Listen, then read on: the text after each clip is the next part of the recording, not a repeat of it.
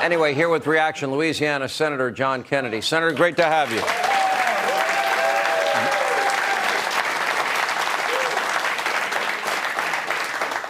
So, you see what's going on in the country, Senator. You have eyes to see, ears to hear. You watch what's going on. If you have any knowledge at all, if you're not watching the mainstream media mob obsessively, compulsively talk about Trump every second of every day, we've learned a lot about Joe Biden and his son Hunter and their foreign business dealings.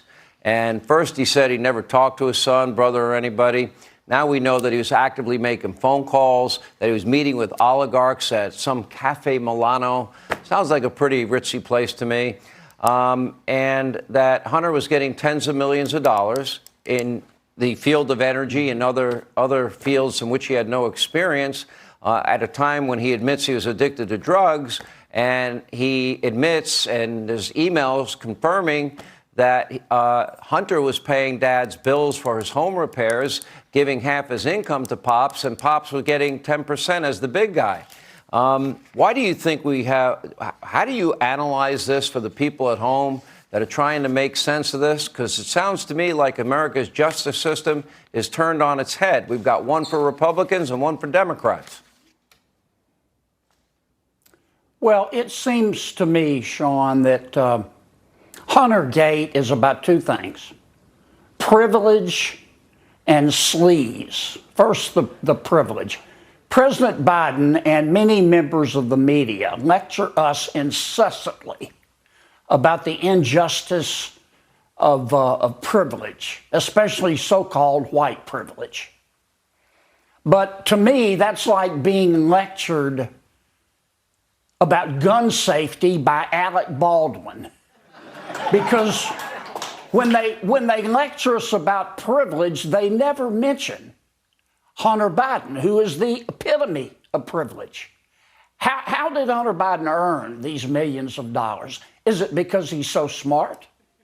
How smart is it to turn over a laptop with incriminating information to a stranger? How smart is it to try to deduct your hookers on your federal income tax? Did the Ukrainian and Chinese companies pick Mr. Hunter Biden because they were impressed with his resume on ZipRecruiter? No. It was his daddy. It was always about his daddy. Hunter Biden is just a vessel.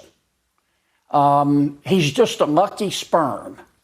And the next time that you are lectured, we are lectured about privilege, I want people to remember that. Point two, if you are fair-minded and have any sort of moral compass, all this sleaze surrounding Hunter Biden and President Biden and their family has got to make you want to gag. Now, I know what the official White House line is. The official White House line is that, look, President Biden is just a good family man who talks to 6 out of his 7 grandchildren every day, and who is such a swell daddy that he regularly calls into Hunter's business meetings to talk about weather. Now, if you believe that, you will never own your own home. At a minimum, the evidence brought forth by the House and by Senator Grassley, by the way, in the Senate, is clarion clear that President Biden was well aware of what his son was doing, and he aggressively enabled it. And that's sleazy. And he also got enriched. What does this mean for our country, Senator? To me, it can mean one of two things. It can mean justice if the House is allowed to just get the truth. I want the truth. I'm not accusing anybody of a crime. It'll be up to the courts to decide if someone did something illegal. But in no universe, is this right? I don't care how you pretty it up. If the House is allowed to get the facts and show them to the American people, I think it can be good for our country.